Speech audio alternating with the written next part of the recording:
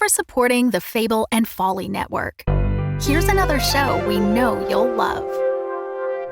Hello, I'm Malik. I'm Jamie. And this is World Gone Wrong, where we discuss the unprecedented times we're living through. Can your manager still schedule you for night shifts after that werewolf bit you? My ex-boyfriend was replaced by an alien body snatcher, but I think I like him better now. Who is this dude showing up in everyone's old pictures? My friend says the sewer alligators are reading maps now. When did the kudzu start making that humming sound? We are just your normal millennial roommates processing our feelings about a chaotic world in front of some microphones. World Gone Wrong, a new fiction podcast from Audacious Machine Creative, creators of Unwell, a Midwestern Gothic mystery. Learn more at audaciousmachinecreative.com. Find World Gone Wrong in all the regular places you find podcasts. I love you so much. I mean, you could, up the energy a little bit. You could up the energy. I actually don't take notes. That was good. I'm just kidding. You sounded great. So did you. This episode of Unwell is brought to you by The Amelia Project. Have you ever daydreamed about disappearing and starting over? What if there was a company that provided just that service?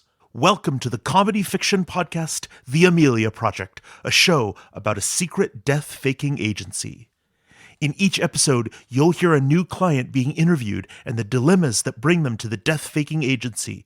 They're in turn funny, thought-provoking, or downright surreal. It's just such a delightful premise. We think you'll really enjoy it. You can find The Amelia Project wherever you listen to podcasts, and stick around for a trailer for The Amelia Project at the end of this episode. Hello, this is Michael Turrentine. I play Wes on Unwell, and if you're looking to spend more time in Mount Absalom, I hope you'll support us by becoming a member at audaciousmachinecreative.com. For $5 a month, members get an ad-free feed of not only Unwell, but also my other fantastic podcast, World Gone Wrong. You get extra content like annotated scripts, deleted scenes, and full tracks for the original music in the show. It's really fun, and it makes a huge impact on our ability to make more awesome podcasts like this. You can become a member at audaciousmachinecreative.com. Again, that's audaciousmachinecreative.com.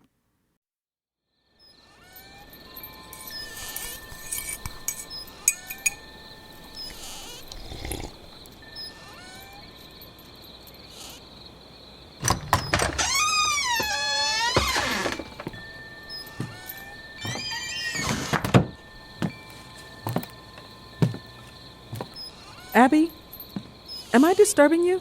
Funny about that question illustrates the observer's paradox. By asking if you're disturbing me, you've disturbed me, rendering the very intent of your question invalid.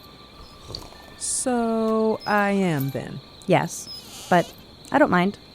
Would you like to sit? No thanks. I'll lean against the rail. Porch swings make me seasick. Ironically, boats make me porch sick. Ha ha. Ha ha.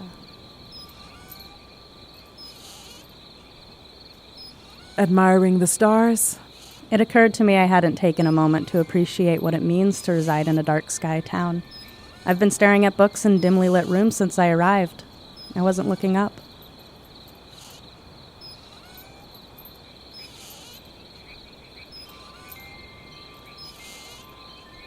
Takes your breath away, doesn't it? It does. I admit. I'm sure one gets used to it. I hope not. If Mount Absalom had been a dark sky when I was growing up, I don't know. Maybe I would have stayed with Mom instead of Dad. Born too soon, I guess. I usually end up feeling the opposite. I learn something interesting about a place, and I wish I'd been around to see it take shape. Wes tells me he had the house to himself all day. Seems that way. You and Rudy went off together on some project. Something like that. You're doing that thing. What thing? You're doing that thing where you don't know if you can ask me a direct question, so you're stating everything you already know to see if I fill in the blanks. Oh, that thing. Not to mention that you're doing it because you have something you want to talk about but don't feel comfortable sharing unless we've had an exchange of social capital. I'll tell you mine if I let you tell me yours? Yes. Wait. Yes. The doc told me there was something peculiar about the observatory he needed me to see. I'm surprised you haven't already been there. I'd been putting it off. Just takes a little finesse, is all. What was I saying before? Something about meteor showers? Right, meteor showers. My point is that most people will tell you that the Perseids are their favorite, but that's because they've never experienced the Aquarids while floating on a raft off the coast of Argentina. Uh-huh. Commitment and patience. The twin... something of the... Never mind.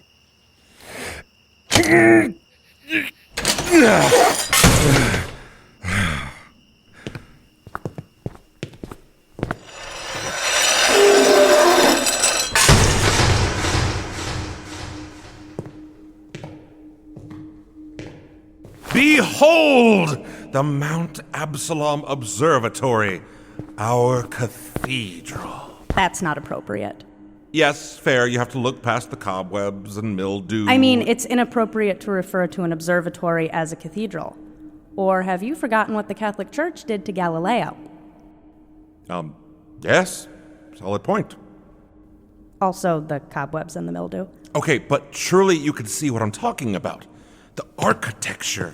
You know, the bones of the place. I can't see much of anything, Doc. Of course you can't. Hold on. I set up a generator in here a few days ago. As I was saying. The bones. The bones. The shape of this room is, well, you see it now? The delicate curve of that dome, for one thing? Are you about to refer to this place as a woman? No. Because that's also not appropriate. Agreed. Awful. Who does that? You want a list? What was that? I can give you a list. The platform. Follow me. You need to see this. I'm good down here, Doc. You see up here? The aperture where the telescope is supposed to go? Sure. I looked through it using my own telescope. Doc, it's hard for me to hear you?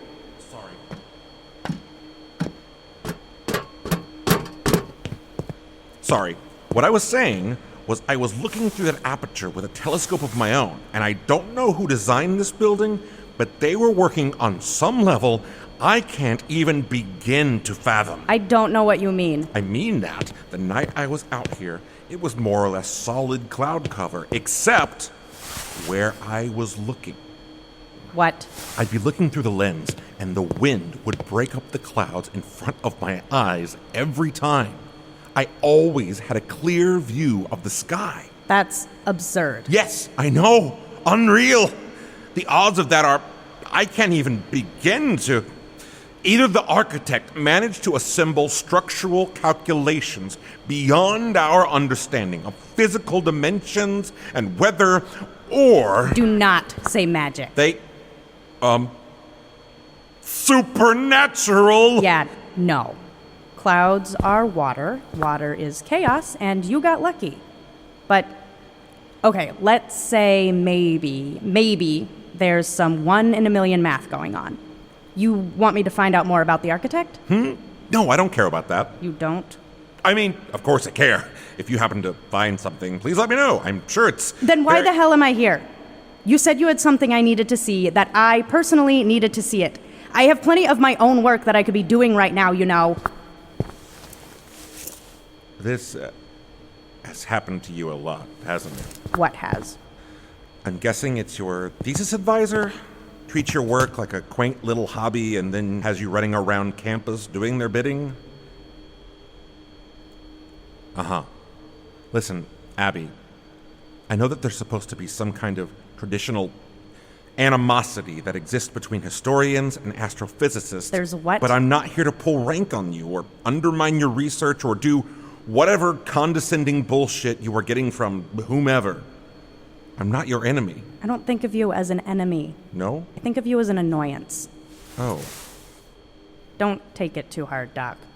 I think of almost everybody as an annoyance. Bit curious, isn't it? A historian who doesn't like people? See, no.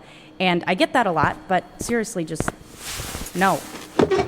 I like people's stories, Doc. Stories are done. They're locked in. Living people, here and now, unpredictable, chaotic, annoying. You want a people person, you go talk to a sociologist, okay? Can we please get on with this whatever you wanted me to see? Fair. So you know how this observatory was built on a hill? Yes, I figured that out when we climbed up a hill. How many other hills have you seen since you arrived in Mount Absalom? None. Exactly. So you're saying that... Which is strange for a place called Mount Absalom. Right. That happens a lot, but what you are saying... This hill is man-made. Huh. That's interesting. Isn't it? That so-and-so Hazel says there was already a hill here when Mount Absalom was founded. Is that right? She made an entire pageant that says this. She makes kids learn it and say it out loud, and in the middle of it, there's a hugely problematic bit about a massacre. Sounds hideous. It's almost like she's not even a little bit good at her job. Well, if there was a hill already, it wasn't this one. This one, somebody or some bodies made a decision to have here. For the observatory? That's an excellent question, Abbie. That's exactly one of the questions I had for you. What are your other ones? For those, you do need to see something. This way. It's on the level below us. Is there light? Enough.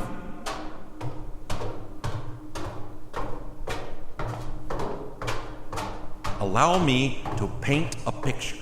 It's late evening, and you've just spent several hours... No second-person narration, please. I've just spent several hours setting up all the lights and getting the generator working in this stifling heat, which is when it occurs to me that I haven't even set foot in the lower level yet. I'd acknowledged the staircase, made a mental note to myself to take a closer look down here, and then I just didn't. Not that there's much to see, of course. Whatever was down here, they took away when they dismantled the telescope. I could only imagine what this must have looked like when it was up and running. The observation logs, the instruments, the dusty diagrams on the chalkboard. A desk in the corner with a tiny lamp where whoever would sit through the small hours taking careful notes. A radio, maybe, or a phonograph. Solitary, old-school science. Classic. Anyway, you see that divot over by the wall? I attacked that part of the floor with a crowbar. What? Why? I don't quite remember. I told you. It was late. It was hot. I might have been feeling a sense of existential agony. Also, a few beers. Why do you even have a crowbar? Always bring a crowbar. That's the first rule of abandoned buildings. The size of this hole. You must have been at this for like half an hour. Could be. Still pretty sore, too. I can't believe you have a doctorate. Why do I work so hard? Inside the hole. Look closer. That's what I wanted you to see. What is that? It's a roof shingle. Don't play games with me, Doc. It's not my thing. Look at it. That's a slate roof shingle. And I've spent enough time on slate roofs to know. Why would anybody bury a roof shingle under... Wait. Yes. No. You're getting it. There's a roof under... Which means that... There's a building underneath this observatory? A plus. And it explains what I saw in that sewer map you found. Nothing explains... Why would you... You see now? Why wouldn't you just tear down the old building? That sounds like a riddle for an historian. A historian. I thought it was... You're not British. Why didn't you keep digging? Come back here with a jackhammer, a flashlight, some rope, lower yourself into whatever building this is. That's a horror story. That's the horror story. No thank you. Find out what it is first, and then we can talk about unsealing Satan's tomb. Oh good, this again. It's not just me, all right? People around here have some kind of weird hang-ups about the observatory. Like this. I almost forgot. Doc gave me this water bottle. Okay. Filled with water. Right. She asked me to pour it out on the floor of this observatory basement. Doc did? Why would she ask that? See? That's another good question. Are you going to do it? I don't know. I pour it out. I don't pour it out. Those are two different horror stories. This is insane. You're insane. Everyone is insane. I'm going to have to sneak into the library again, aren't I? My mother did that? I know. I'll ask her. I can ask her. No, I should. Thank you. Truth be told, I was a little afraid to bring it up. You were afraid.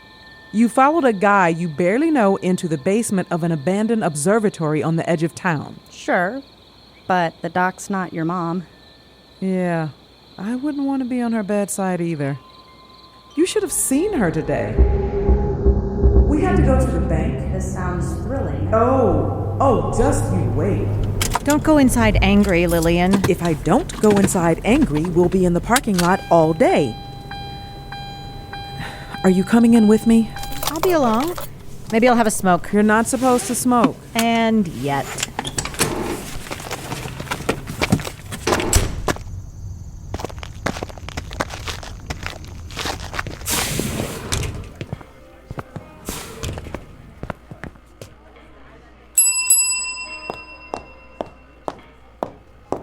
Good morning. Is it? How can I help you? I don't know yet. How about I tell you what the problem is first? Oh, okay. I found this at the bottom of a pile of mail on my mom's nightstand. My mom, Dorothy Harper, you know her, runs the boarding house a bit up the way. Sure, Dot Harper. That's right. And this piece of mail from your fine small-town institution, this piece of mail claims that my mom owes you an excess of $30,000 in unspecified property fees. Oh my. That's a lot. That's true. That is a lot.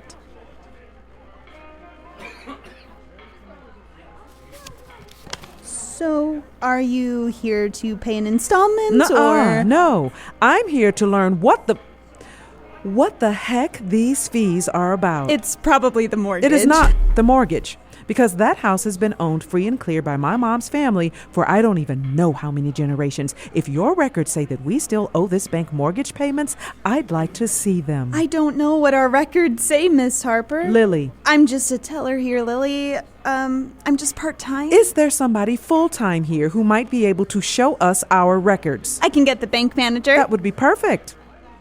It might take a few. That's fine. He's pretty busy in the mornings. I can wait. Well, there's some seats over there. I'll stay right here. Okay. Thank you for choosing the bank with. Excuse me, I'll get the manager. Really, Lilybell, you could have been much nicer to that poor girl. Considering your last job, I think you'd have more sympathy. I have plenty of sympathy. I also know how effective that tone of voice is when you need something done. Cue bank manager in 3, 2, 1. Hello, Dot, Lillian. So glad you decided to stop in. Wow, I didn't think that was actually going to... Chester? That's what they call me. You manage the bank? Yes. Aren't you the mayor's aide? Yes. And don't you also do something for the Delphic Treasurer, Order? yes. And you also manage the bank. You might misunderstand how much time and how little pay are involved with those other jobs. Sylvia said you needed to speak with me? My daughter found a bill from you. From us? Can I see it? Oh, this. Yes. $30,000 in past due fees. For what, exactly? Maybe you'd prefer to do this in my office? Oh, that doesn't sound shady. I just mean, perhaps you'd prefer not to discuss sensitive financial information in the middle of the lobby? This is sensitive? A little. This way, Harper's.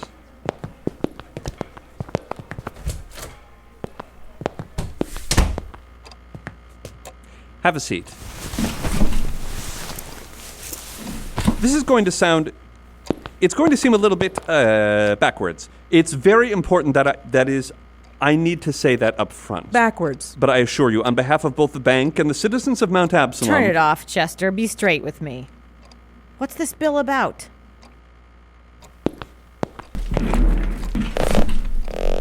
There's a law on the books. Not one of ours, one of the counties, from, my gosh, at least a century ago. I'm not even sure it's accurate to call it a law. A statute, maybe? Yes, let's call it a statute. So the wording of this statute, it relates to residencies and business use for, for tax purposes, etc. And, well, basically, it's like this.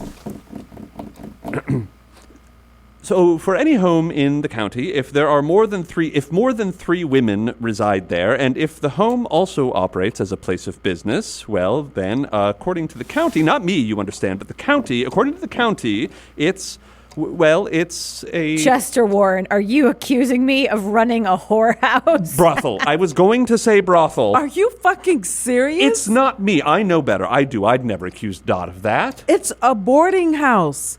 People, they rent the room for a bit and then they move on. True, yes. But you have to understand, sometimes maybe there were 3 or more women boarding there at the same time. A ladies' sewing circle, a temperance movement passing through town.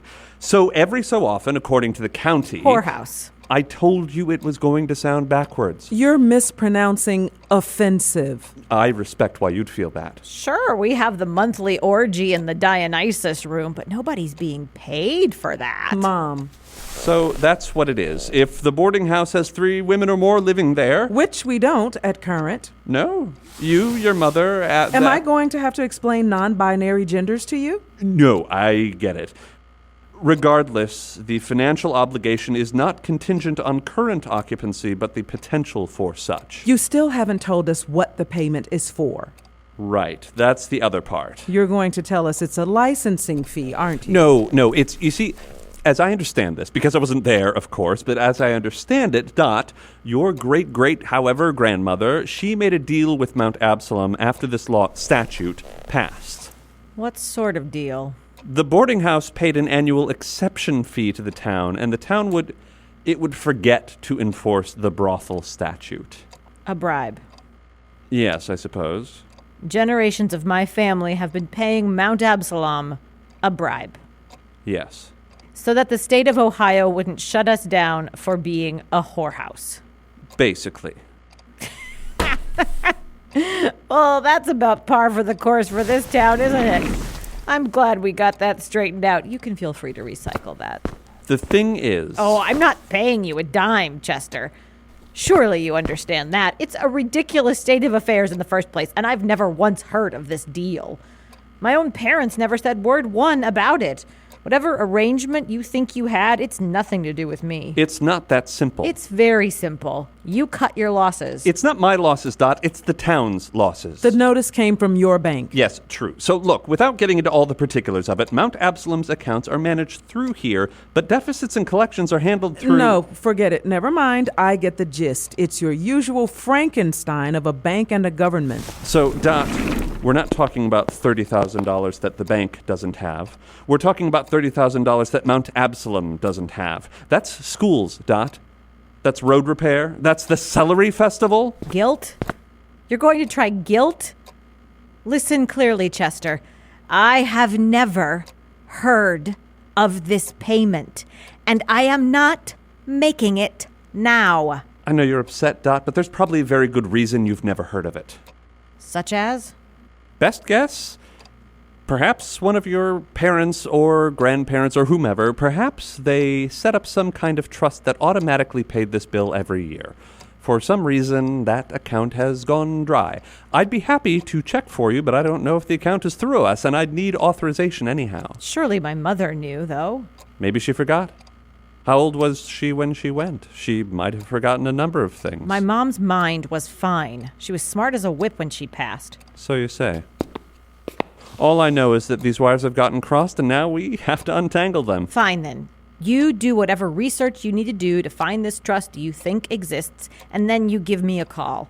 But I'm not paying out this kind of money based on your mere speculation. Dot, I don't want to do this. Then don't. This is a significant debt, and neither the mayor nor the bank can just let this slide. Not for long. You've got some nerve calling it a debt. Let me help you solve this. How?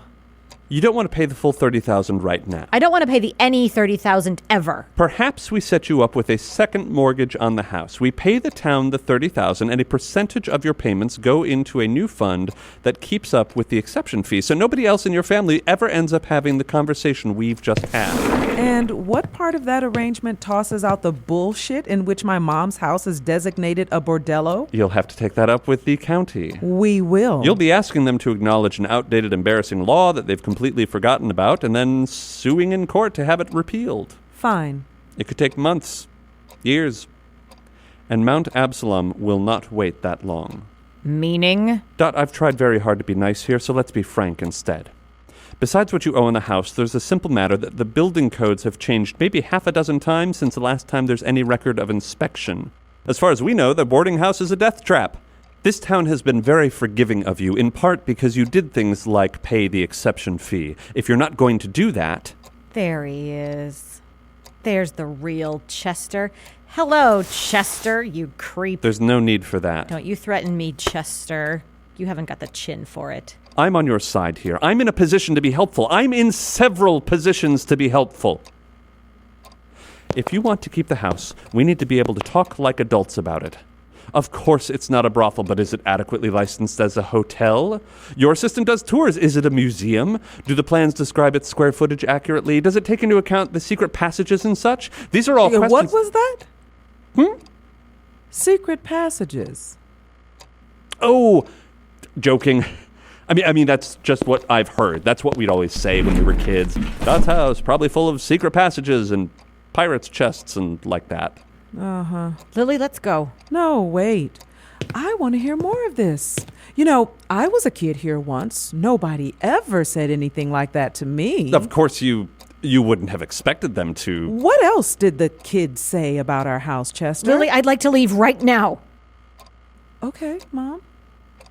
Okay. Think it over. Something has to change here, Dot. That's just a fact. The law and your attitude. Start there. Come on. Thank you for choosing to banquet.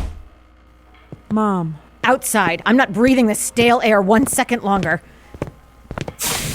We should get breakfast. We had breakfast. We didn't have enough breakfast. I'm starving. Where do you want to eat? Never mind. Just drive. Home? No. Wherever. I need to cool down. Lesson for you.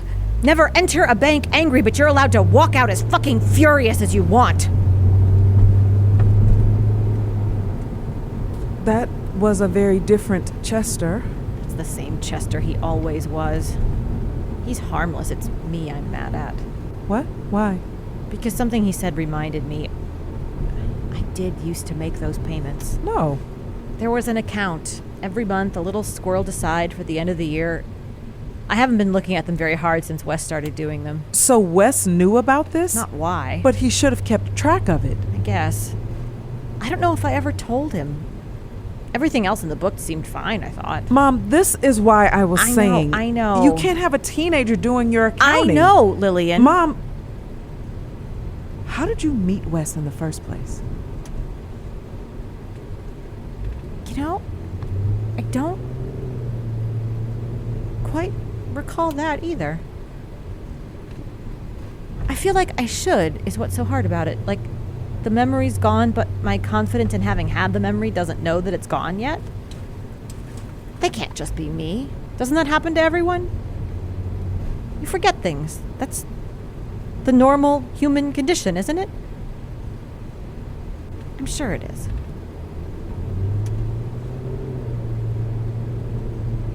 I might need help, Lilybell.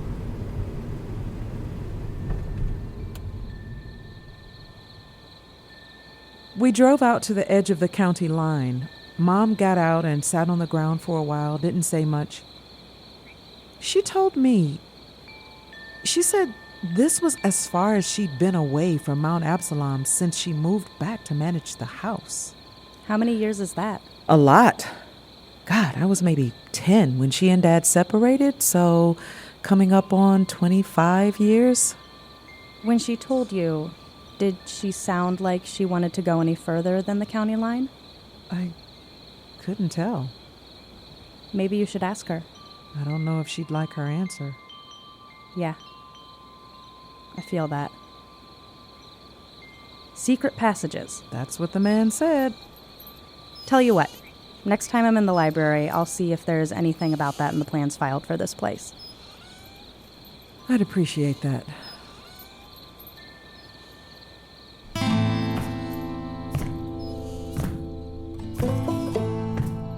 This episode features Clarisa Cherie Rios as Lily, Kathleen Hoil as Abbie, Marsha Harman as Dot, Joshua K. Harris as Rudy, Gaby Labotka as Sylvia, Pat King as Chester,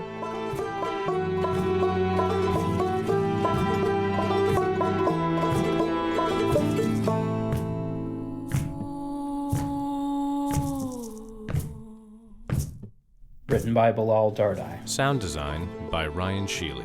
Directed by Jeffrey Nils Gardner. Music composed by Stephen Poon. Recording engineer Mel Ruder. Unwell lead sound designer Ryan Schile. Executive producers Eleanor, Hyde, and Jeffrey Nils Gardner. By HartLife NFP. HartLife wishes to acknowledge that the land where we live, work, and tell our stories is occupied land. Unwell takes place in southern Ohio, which is the territory of the Miami people. Unwell is produced in Chicago, Illinois, which is the territory of the Peoria, the Potawatomi, and the Miami peoples. And a special thanks to our supporting producers, Caitlin White, Bill Gardner, Steve Diamond, James Battle, and Anton S.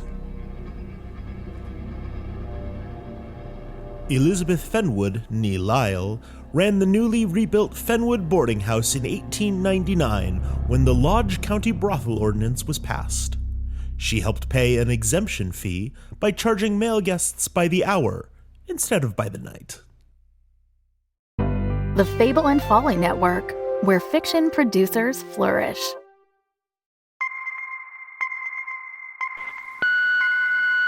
Congratulations. You've reached the Amelia Project. A new life awaits. If you're not serious about this, hang up. If you continue, there's no way back. Leave your message after the beep. Enter the offices of the Amelia Project and be ready for surprises, twists and turns. Follow the Amelia team as they help their clients fake their deaths and come back with new identities. Each episode is different. Each client coming to the death-faking agency has a unique story to tell. If death and disappearances, comedy and crime, mystery and magic sounds like your cup of cocoa, The Amelia Project is the podcast for you. Search for The Amelia Project wherever you find your podcasts. And remember, leave your message after the beep.